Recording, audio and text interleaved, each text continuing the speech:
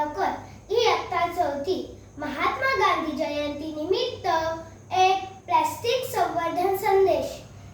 प्रत्येक घरात दररोज किमान 10 पेक्षा जास्त प्लास्टिकच्या पिशव्या अनेक प्रकारे येत असतात, जसे की मिठाची पिशवी, दुधाची पिशवी, तेलाची पिशवी, शॅम्पू, साबण, कुरकुरे इत्यादी।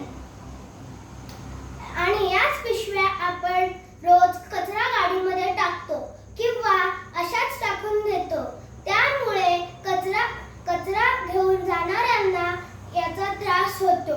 म्हणून आपण वर दाखवल्याप्रमाणे रिकाम्या बाटलीमध्ये टाकून त्याला गच्च झाकण लावून कचरा गाडीमध्ये टाकायला सुरुवात करा, ज्यामुळे कचरा विभागाचे कामही सोपे होईल आणि तसेच जनावरही खाणार नाही।